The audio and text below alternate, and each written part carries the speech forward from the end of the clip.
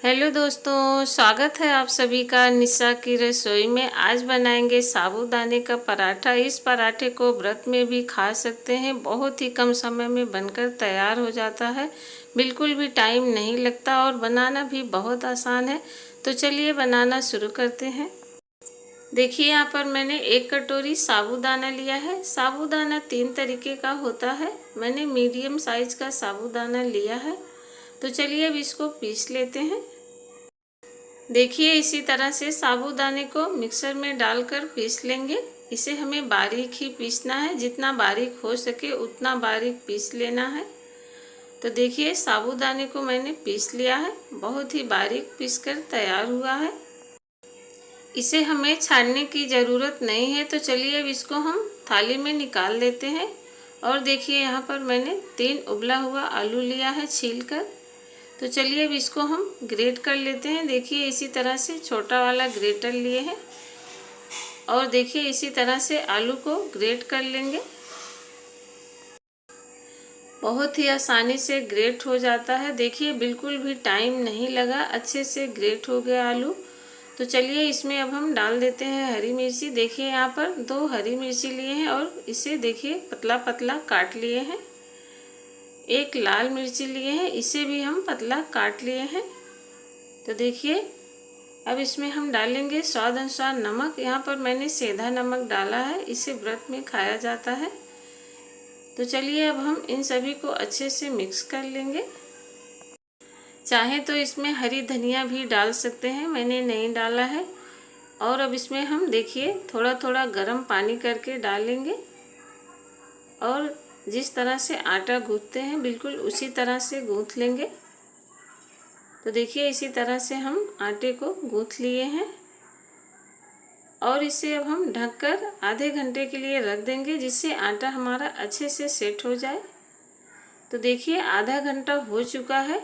आटे को हम फिर से देखिए गूंथ लेंगे मसल मसल कर। जिस तरह से आटा गूंथते हैं बिल्कुल उसी तरह से। तो देखिए आटा हमारा बहुत ही अच्छे से तैयार हो गया है। साबूदाना पीसने के बाद मैंने 1 चम्मच निकाल लिया था, उसके बाद आलू को मिक्स किया था। ये वही आटा है जो मैंने निकाल के रखा था 1 चम्मच। तो देखिए इसी तरह से हम आटे की लोई बना लेंगे। बहुत ही अच्छे से लोई बनकर तैयार हो गई। अब इसमें हम साबूदाने का सूखा आटा लगाकर बेल लेंगे। देखिए इसी तरह से, न ज़्यादा मोटा बेलना है न ज़्यादा पतला। देखिए बिल्कुल इसी तरह से बेलना है। तो चलिए अब इसे सेंक लेते हैं। जिस तरह से पराठा सेंकते हैं बिल्कुल उसी तरह से सेंकना है। तो देखिए इसी तरह से हम उलट पलट कर सेंक लेंगे। तो चलिए अब इसे हम पलट देते हैं दूसरी साइड और इसके ऊपर देखिए इसी तरह से घी लगा देंगे। दोनों साइड से घी लगा देंगे। तो देखिए एक साइड पे हमने घी लगा दिया है और इसे पलटकर दूसरी साइड पे भी घी लगा देंगे इसी तरह से और इसे उलट पलट कर सेंक लेंगे। तो देखिए पराठा हमारा बन चुका है। इसी तरह से हम सारा पराठा बना लेंगे। तो चलिए अब इसको हम एक प्लेट में निकाल लेते हैं और बाकी का भी हम इसी तरह से बना लेंगे। तो देखिए सारा पराठा मैंने बना लिया है। 1 कटोरी साबूदाने से देखिए 5 पराठा बनकर तैयार हुआ है। ये पराठा बहुत ही ज़्यादा हेल्दी होता है। एक बार खा लें तो आपको जल्दी से भूख नहीं लगेगी। इस पराठे को किसी भी व्रत में खा सकते हैं। बहुत ही ज़्यादा चटपटा लगता है खाने में। इसे खीर के साथ खाएं या चाय के साथ खाएं या चटनी के साथ खाएं, सभी चीज़ों के साथ खाने में बहुत ही ज़्यादा अच्छा लगता है।